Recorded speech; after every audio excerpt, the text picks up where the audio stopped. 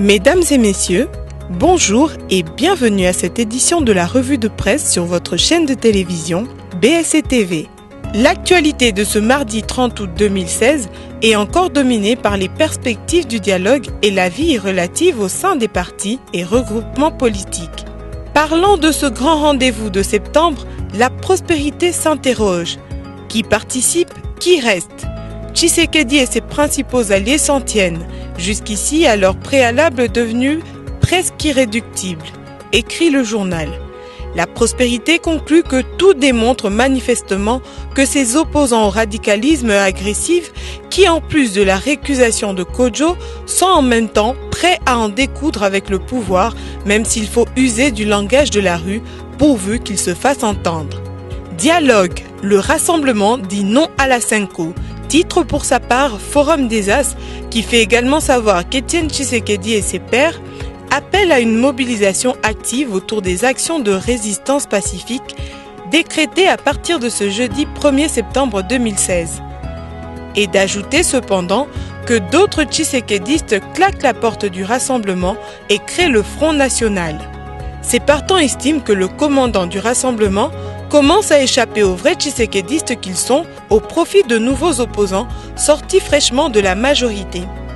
Ils se demandent aussi comment comprendre que ce groupe érige ses ennuis judiciaires en combat politique de l'opposition et opte pour le dialogue en allant déjà déposer leur liste des participants à l'office de Kodjo.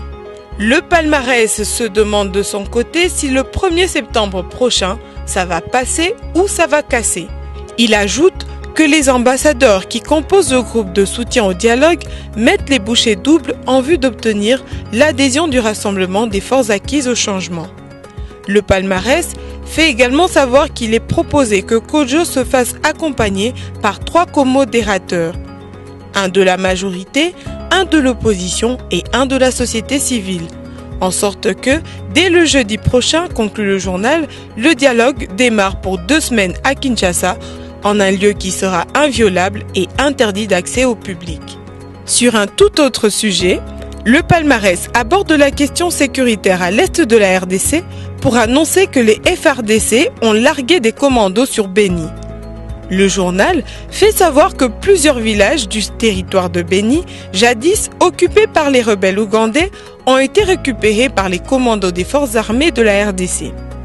Dimanche dernier, poursuit le palmarès, une unité de commando a patrouillé dans les villages de Kambi-Amiba, Totolito et Mbao, situés à plus de 40 km au nord-est de la ville de Beni.